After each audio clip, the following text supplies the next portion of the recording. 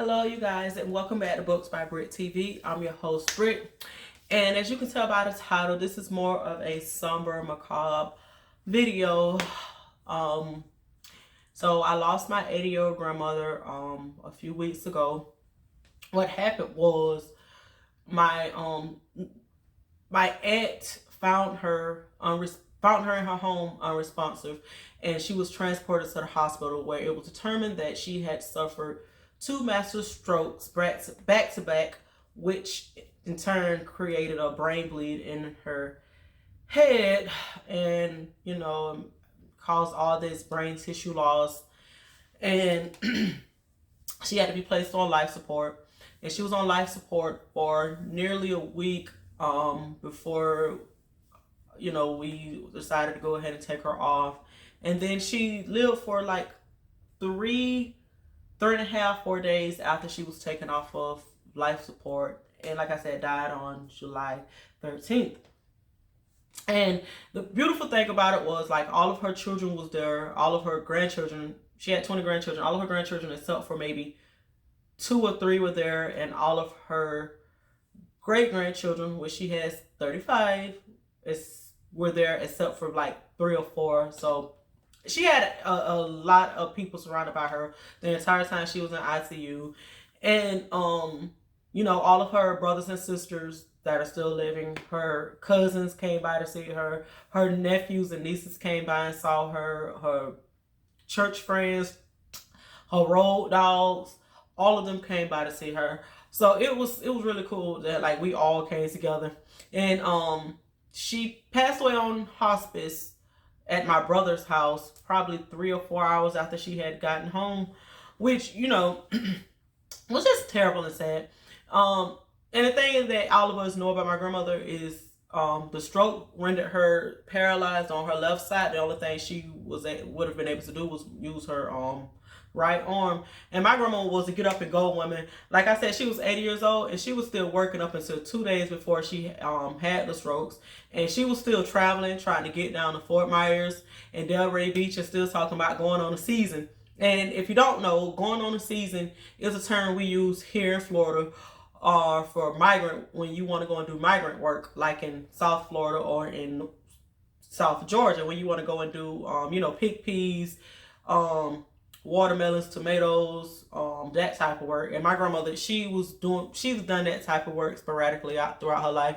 And she was still a caregiver. If anybody was sick and shut in, my grandmother was always the one to go and sit with them, expect nothing in return. She was always going to food banks and picking up food for people who needed it and was unable to get out and do it for themselves. She was a really good woman.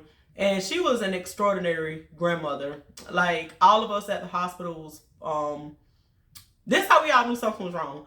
My grandmother wakes up every morning and she would call her sister-in-law, Sandra. Then she would call all 7 of her children. Well, 6, she didn't call her son. She would call all 7 of her children. Then she would call all of her granddaughters. And she always left messages no matter what. She old school. She always left messages. And when she didn't call anybody that morning, we call each other and we're saying, me and my mom said, "Mom, girl, have you spoken to grandma today? Grandma ain't called me." She said, "No, I'm going to call your auntie." And we was all thinking that her phone was on airplane mode, because she's done that before, put it on airplane mode by mistake and not know how to get it off. She had a flip phone. My grandma did not like technology like that. The only technology she liked was the technology that allowed people to send money to other people's phones for her. Because when she found out about Cash Out, she still didn't know the term when she died. She said, "Brittany, send me $40 to Mayran phone, and I get it off of Mayran phone." And it would be the funniest thing. She didn't say Cash Out for. But that's how we knew something was wrong. But we was all up there, and me and my cousin EJ, we was laughing that we said if grandma had passed away while we was in the hospital, like I just said, y'all, 7 kids, 20 grandchildren, 17 grandchildren was there, and 30 great-grands was there. We was talking about how we would have tore up the 4th floor of the Minushkin Center at TMH. Because we all had a bond with us, but we were all pulling out our phones while we was up there listening to the voicemail that she left us. And her number 1 voicemail is, "Hello, Brittany Turner. This is your grandmother. Please give me a call as soon as possible or when you can. Have a blessed day. Thank you. Like, she always left the same messages and to everybody's phone. Or if she was mad that, say, because she's, like I said, she started her calls at 5 o'clock in the morning. So she would leave the first 7 people. If they didn't answer her call, first 6 of her daughters and Aunt Sandra answer her calls. By the time she get down to her granddaughters, she finna cuss us all out on our voicemail because she hasn't spoken to nobody yet that morning. But she was a good woman. Like, while we was in the hospital, you know, visiting her, we were mostly talking about the things that we experienced with her as adults. But like the other day, you know, we done had the funeral, and I was sitting here and I started thinking about the times that she's shown up for me as a child, in my childhood. And you know, it got me to crying. It was like things I haven't thought about since they happened. Like when my hair fell out in the 5th and 6th grade, you know, I went to my grandmother and I was telling her, you know, how embarrassed I am or I feel bad about my hair. And she was like, well, we could start greasing it, Brittany. I'll start greasing your scalp. And she went and bought Sulfur 8. She was the first person to introduce me to Sulfur 8. She went and bought Sulfur 8 and she would grease my scalp every 2 or 3 days. And it helped, but Lord knows I did not like the way that sulfur smelled, and it made my scalp tingle so bad. But she was the one who told me, you know, brush your hair 100 times, you know, 100 strokes. When you brush your hair, you should have 100 strokes in the area. And I remember my grandmother told me it did help with the blood circulation help. And I see people now talking about using scalp massages to help blood circulation. I'm like, dang, my grandma told me to brush my hair 100 times to get the blood to go to moving. Boom, my grandma was above her time, but she knew something already. We just behind time. But and then when I was talking to her about being bullied at school, I was like, Grandma, I really hate going to school. I can't drop out, of course. And you know, she was like, don't let nobody stop you from getting your lessons. You gotta go to school. And it hurt listening at those people, but child, them some damn fools. And she was like, you want to see where they're gonna be at tomorrow and listen to them today. And I ain't never understand that until I became an adult. And like on Facebook and Instagram, them same girls who used to be on Facebook, I ain't friends with them or following them on Instagram, but them same girls who used to be talking about me living in the projects, growing up in South City, or, you know, seeing me with the food stamp card. Back then, the Florida food stamp card had a flag on it. None of the same ones who be praising God that they got their apartment over in Joe Louis or Basin Street. And I ain't judging them for real, because shoot, we all should have access to affordable housing, right? But they the same ones who be bragging on getting that, and they be also selling their stamps on Facebook. So my grandma was right when she said you want to see where they gonna be at tomorrow, listen to the way they talk today, because they still on that same thing that the women, well, they're on the same thing that the women in the projects used to talk about around me, and I ain't never put together. So she was before her time.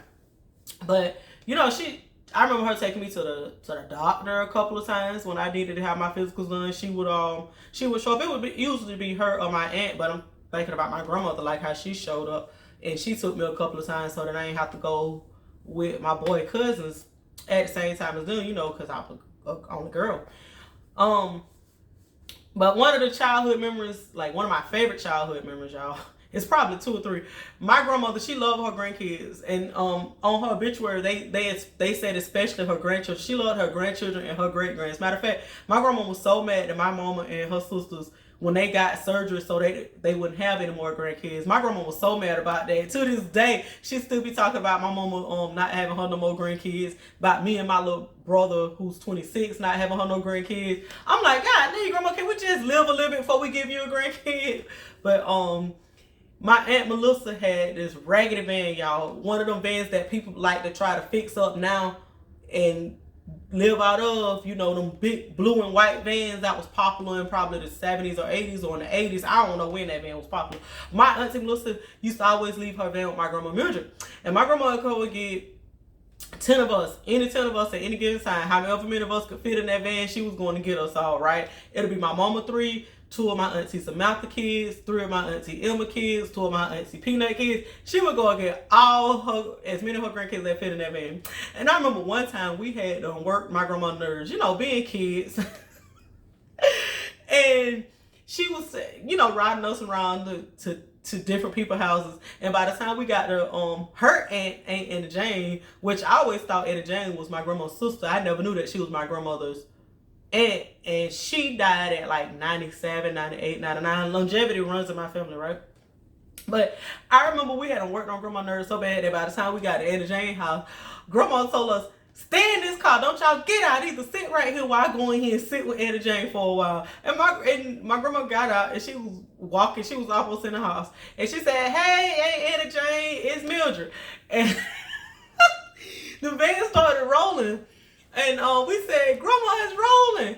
And my grandma died in that bed like Superman. I'm sorry for laughing, y'all. Well, it's funny. Ain't no sorry. Yeah, my grandma died in that van like Superman to stop it from rolling. And so Etta Jane came out there and said, Mildred, who van you driving? And she said, this my daughter raggedy ass van. It used to be so funny.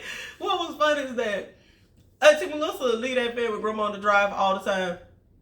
And Grandma quick to take them keys anytime she wanted to go driving somewhere. As soon as somebody said, who van that is, she'd be quick to say, this is Lissa raggedy van. This ain't my van. This is Lissa van. Yeah. Then another time, my grandmother, she liked to play scratchers, right? And so, like I said earlier, we lived in South City. So my grandmother picked us up at 9 o'clock in the morning from South City. And I know it was 9 o'clock because my mama had just came in and she was packing up our clothes to go to Grandma Mildred's house. And we stopped at the store Midway, and it took us from 9 a.m. to 9:45 to get from South City to Midway, which it shouldn't have been nothing but like a 15-20 minute drive. But how old was my grandmother back then? She was 40, born in 42. That would have been 52. So I guess she was about 60 because I think this was like 2002, 2003, or 2001. So she was late 50s, early 60s, right? Oof. Excuse me. So she drove us. We went to the store at Midway, and like I said, it was me and my two brothers, and we stopped there at 9:45, and my grandma was winning. And every time she'll win, she'll go back in the store, get half the money, and then buy her some more scratchers because she had got some kind of settlement anyway. But she'll get half the money and buy her some more scratchers. And we sat up there from 9:45 a.m. to like 7:45, 8:15 p.m. And I know it was late in the day because the sun had started going down, and it was I forget what time of day it was, but the sun had started going down. So even if it was daylight savings or not daylight savings, it had to be like 7:15, 8:45, or even maybe it was 9 something when we left. But I know it was like 7:45, 8:15 when we finally pulled up out of the place. And it was cool because Grandma kept buying us stuff. It wasn't like we had to sit in the van for the whole 8-9 hours that she was in the but it was just that we was hooked there this whole time. She kept buying us stuff. She filled us up so much with monkey food and the pizza that was in there. But that was a funny time. We told our mama about it, that Grandma had us at the store while she was playing her scratchers.